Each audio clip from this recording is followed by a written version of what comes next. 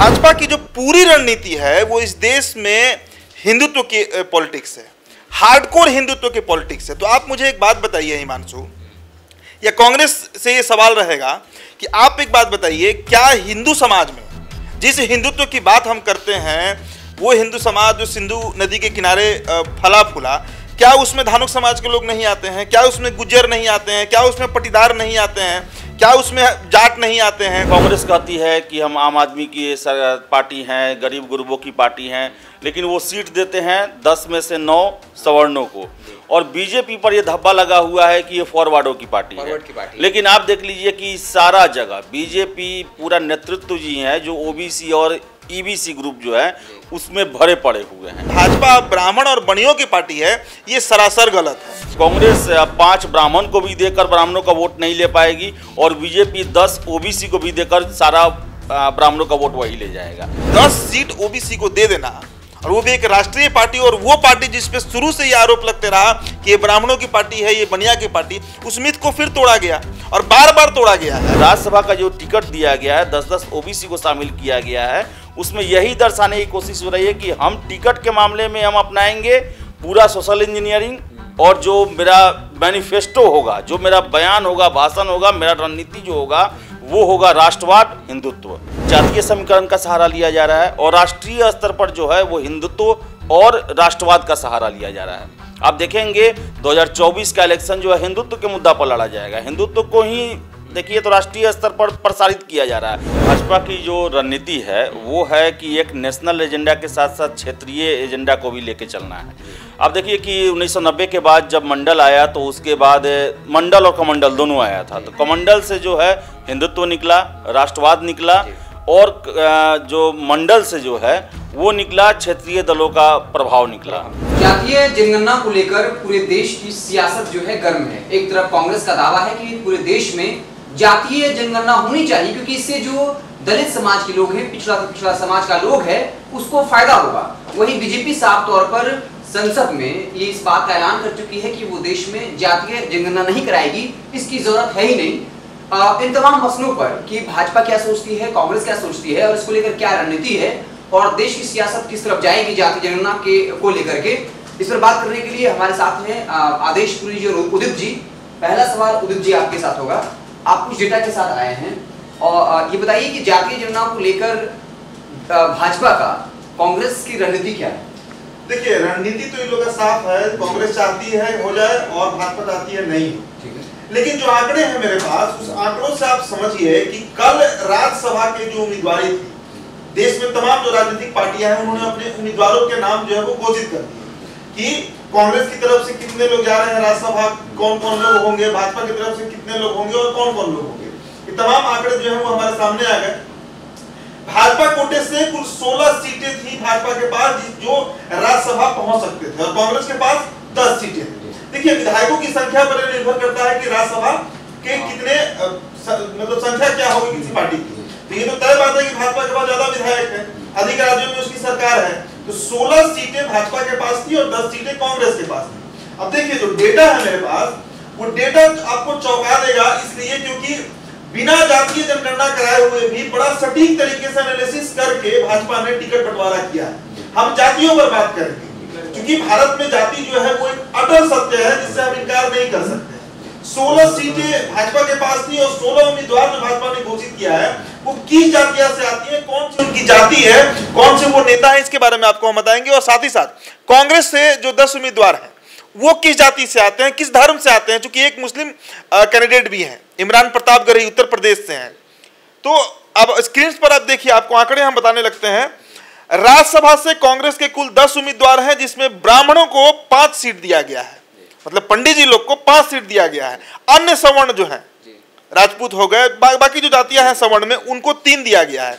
एक मुस्लिम को दिया गया है, इमरान प्रतापगढ़ी खान, वो भी सवर्ण ही आते हैं, और एक बौद्ध को दिया गया है। तो एक भी इसमें ओबीसी नहीं है, एक भी इसमें दलित नहीं है, और मुस्लिम है भी तो वो सवर्ण है। मतलब कुल मिलाकर आप कह सकते हैं कि कांग्रेस ने 10 सीटों में 9 सीट जो है वो सवर्ण को दे दिया और 1 सीट जो है वो बौद्ध धर्म से आते हैं। मुकुल वासनिक नाम है उनका, उनके बारे में। इमरान प्रतापगढ़ी को आप सवर्ण क्यों कह रहे हैं? मतलब भाई वो खान है, मुस्लिम में भी सवर्ण तो होता ही ना है।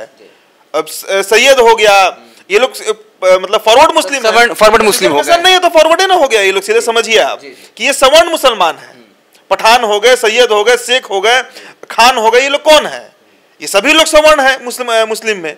तो दलित और ये जो ओबीसी करते रहती है कांग्रेस की जातीय जनगणना हो जाएगा तो बराबर उम्मीदवारी, खैर उस पर ज्यादा प्रकाश आदेश जी डालेंगे, हम आंकड़ों पे बात करते हैं। चलिए अब बीजेपी के आंकड़े आप देखिए, बीजेपी के 16 सीटों में किस तरह सीट बंटवारा किया गया है।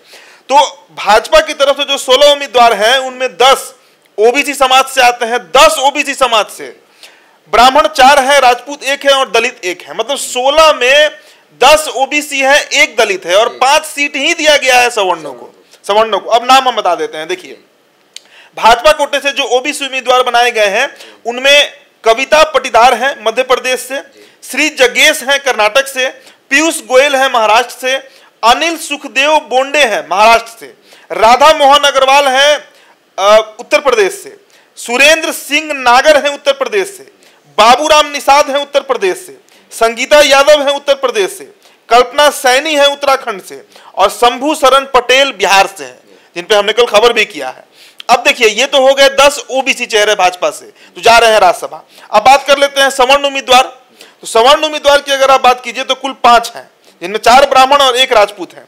निर्मला सीतारमण कर्नाटक से, घनश्याम तिवारी राजस्थान से, लक्ष्मीकांत वाजपेयी यूपी से हैं और सतीश चंद्र दुबे बिहार से हैं। और एक जो राजपूत है वो यूपी से है, दर्शना सिंह, महिला है, महिला मोर्चा के अध्यक्ष भी हैं यूपी में। अब एक जो दलित उम्मीदवार है भाजपा कोटे से, उनके बारे में भी हम जिक्र कर दे, वो हरियाणा से आते हैं और उनका नाम कृष्ण लाल पनवार है, पुराने नेता रहे हैं भाजपा के और दलित समाज से आते हैं और इनको रैंडम उठाकर राज्यसभा भेजा गया। तो भाजपा के 16 सीटों में आपने देख लिया आंकड़ा, 10 ओबीसी, 1 दलित, 5 सवर्ण। कांग्रेस का भी आपने देखा। अब चलिए कांग्रेस कोटे से जो सवर्ण उम्मीदवार हैं जिनकी संख्या मैंने 9 बताया था वो आपको बता देते हैं। देखिए राजीव शुक्ला छत्तीसगढ़ ब्राह्मण, अजय माकन हरियाणा से है ब्राह्मण है, जयराम रमेश कर्नाटक से है ब्राह्मण है, विवेक तनखा एमपी से मध्य प्रदेश से है ब्राह्मण है, प्रमोद तिवारी राजस्थान से है ब्राह्मण है, रणदीप सुरजेवाला राजस्थान से है राजपूत है, पी चिदम्बरम तमिलनाडु से है, ये ब्राह्मण नहीं है लेकिन वहां का एक समुदाय होता है नागरथन समुदाय, बहुत शिक्षित समुदाय वहां का माना जाता है, वो पी चिदम्बरम है।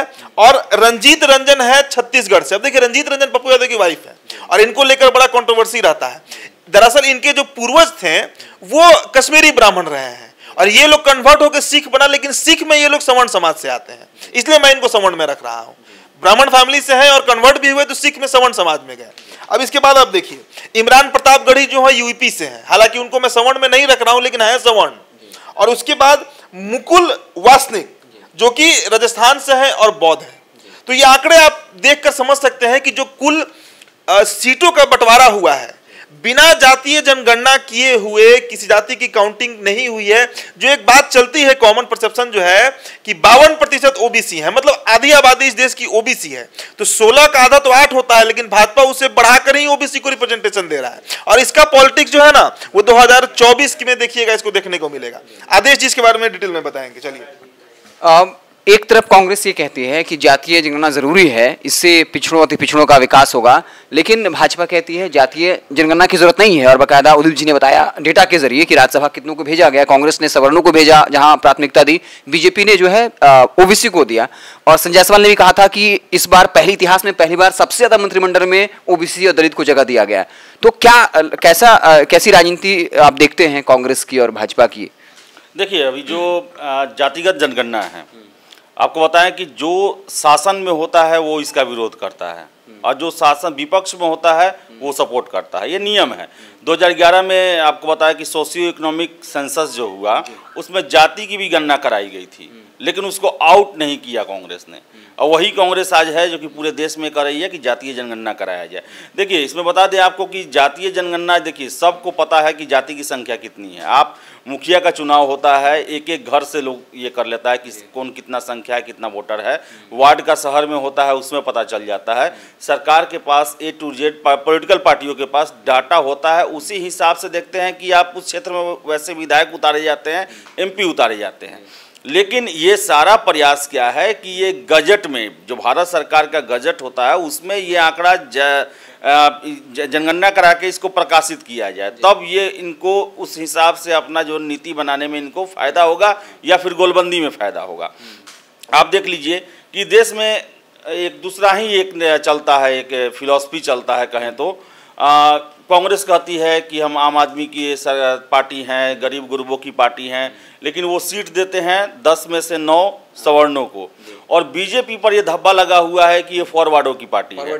लेकिन आप देख लीजिए कि सारा जगह बीजेपी पूरा नेतृत्व जी है जो ओबीसी और ईबीसी ग्रुप जो है उसमें भरे पड़े हुए हैं। एक ये बना हुआ है, देखिए कांग्रेस 5 ब्राह्मण को भी देकर ब्राह्मणों का वोट नहीं ले पाएगी और बीजेपी 10 ओबीसी को भी देकर सारा ब्राह्मणों का वोट वही ले जाएगा।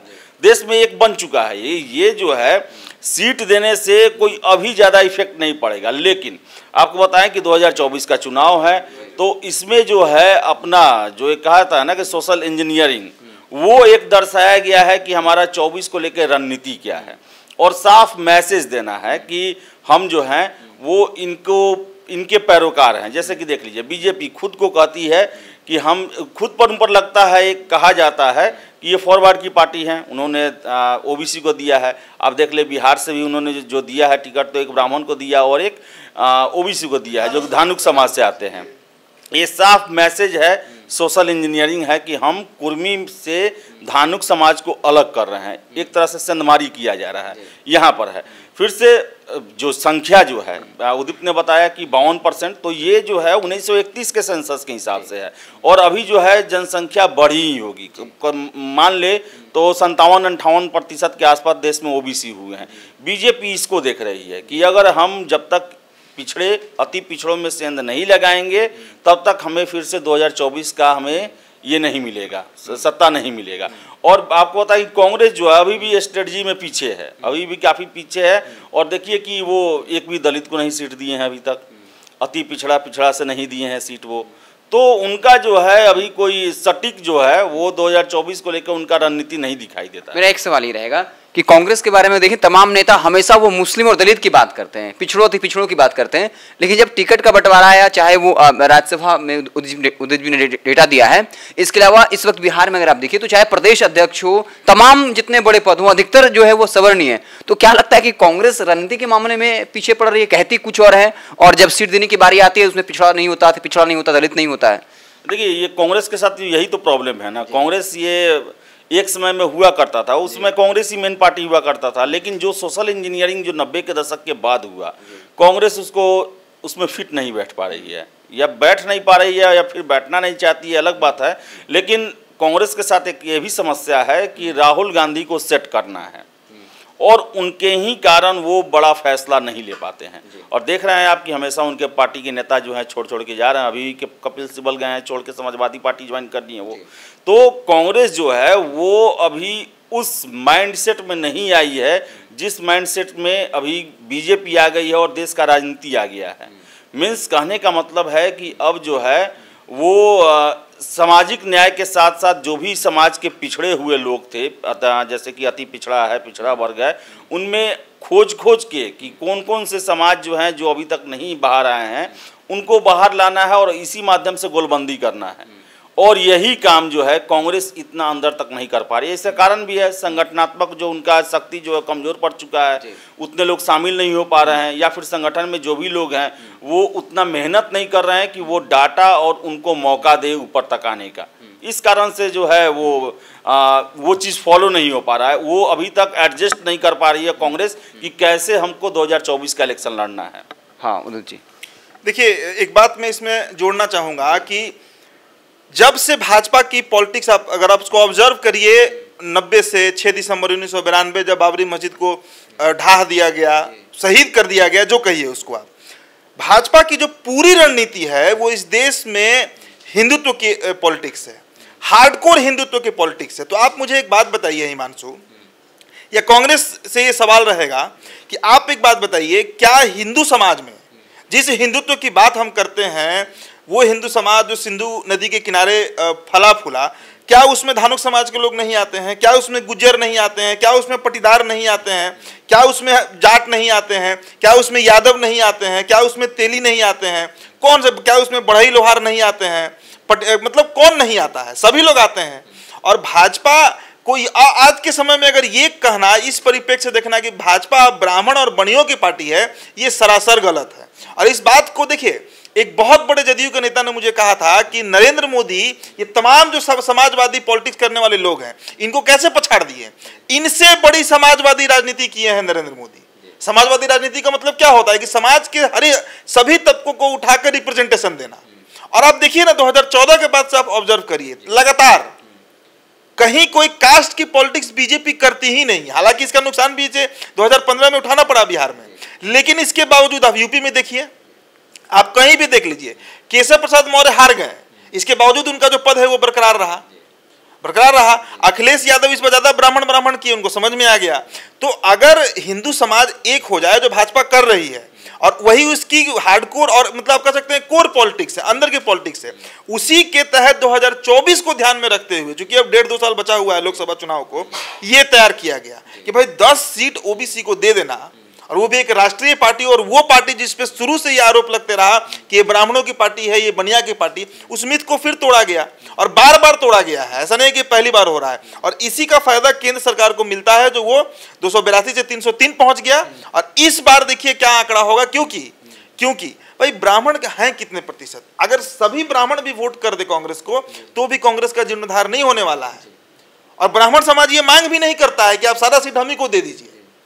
आरएसएस किसकी संगठन है? ब्राह्मणों की संगठन है। और ये लिस्ट जो तैयार हुआ है, क्या लगता है कि आरएसएस ऑफिस नहीं गया होगा? ये नागपुर के राष्ट्रीय स्वयंसेवक कार्यालय से होके निकला होगा, और वहीं पर बैठे हुए ब्राह्मणों ने तय किया होगा कि भाई सभी को रिप्रेजेंटेशन दीजिए।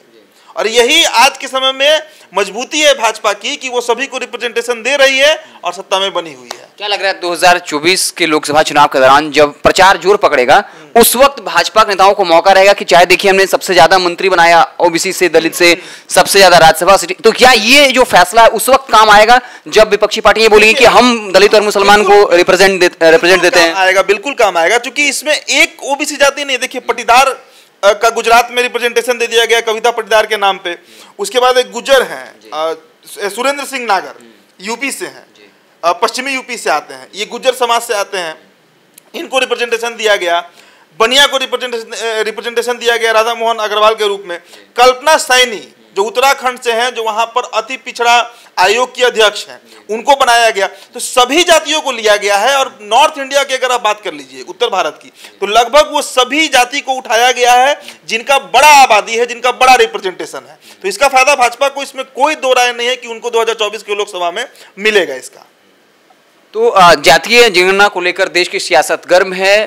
लगातार जो कांग्रेस ये दावा जरूर करती है कि मेरी पार्टी जो है वो मुसलमानों और दलितों के बारे में ज्यादा सोचती है, लेकिन भाजपा वो करके दिखा रही है। चाहे इसके पहले मंत्रिमंडल का विस्तार हो, बीजेपी के प्रदेश अध्यक्ष ने साफ तौर पर कह दिया था कि इतिहास में पहली बार सबसे ज्यादा पिछड़ों और दलितों को मंत्री बनाया गया है। तो कांग्रेस कहती है और भाजपा वो करके दिखा देती है, और कहा जा रहा है 2024 के लोकसभा चुनाव में इसका असर दिखेगा।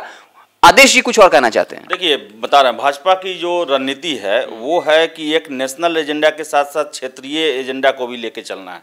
अब देखिए कि 1990 के बाद जब मंडल आया, तो उसके बाद मंडल और कमंडल दोनों आया था। तो कमंडल से जो है हिंदुत्व निकला, राष्ट्रवाद निकला, और जो मंडल से जो है वो निकला क्षेत्रीय दलों का प्रभाव निकला। सभी जगह छत्रप जो हैं वो खड़े हो गए, और बीजेपी को यही राज्य में सबसे ज़्यादा प्रॉब्लम क्रिएट की है।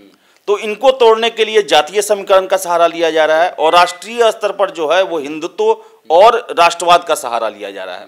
आप देखेंगे 2024 का इलेक्शन जो है हिंदुत्व के मुद्दा पर लड़ा जाएगा। हिंदुत्व को ही देखिए तो राष्ट्रीय स्तर पर प्रसारित किया जा रहा है कि हम राष्ट्र के साथ समझौता नहीं करते हैं, राष्ट्रवाद को आगे बढ़ाना है, हिंदुत्व को आगे बढ़ाना है। लेकिन जब चुनाव के मैदान में आते हैं तो पूरा सोशल इंजीनियरिंग, क्योंकि ये जो सोशल इंजीनियरिंग अगर नहीं करेंगे राज्यों में ये, तो इन्हें वोट नहीं मिलेगा। तो ये डबल जो है ना, सोने पे सुहागा का कहा जाता है कि आप जो है हिंदुत्व के मुद्दे पर वैसे लोग जो कि न्यूट्रल रहते हैं, सभी जातियों में बहुत बड़ी संख्या है, वो बीजेपी के तरफ आते हैं, और जाति के नाम पर जो टिकट दिए जाते हैं उसके नाम पर भी गोलबंदी होती है। इसी का दोहरा फायदा जो है बीजेपी को हो रहा है, और यही चीज 2024 में अपनाया जाएगा। और राज्यसभा का जो टिकट दिया गया है, 10-10 ओबीसी को शामिल किया गया है, उसमें यही दर्शाने की कोशिश हो रही है कि हम टिकट के मामले में हम अपनाएंगे पूरा सोशल इंजीनियरिंग, और जो मेरा मैनिफेस्टो होगा, जो मेरा बयान होगा, भाषण होगा, मेरा रणनीति जो होगा वो होगा राष्ट्रवाद, हिंदुत्व। तो कहीं ना कहीं देश में भाजपा की रणनीति के सामने कांग्रेस पूरे तरीके से फ्लॉप है। एक तरफ जहां बीजेपी के पास मोदी जी का नेतृत्व है तो वहीं राहुल गांधी से नेता हैं, और दूसरी तरफ सोशल इंजीनियरिंग के मामले में जिसकी राजनीति कांग्रेस करती है, अब भाजपा के पास कई ऐसे दावे हैं जब लोकसभा चुनाव के दौरान वो कहेगी कि कांग्रेस सिर्फ कहती है कि वो पिछड़ों दलितों की पार्टी है, लेकिन हमने तो सबसे ज्यादा पद जो है वो ओबीसी को और दलितों को दिया है। आपको हमारी बातचीत कैसी लगी कमेंट सेक्शन में जरूर बताइएगा। बहुत बहुत धन्यवाद।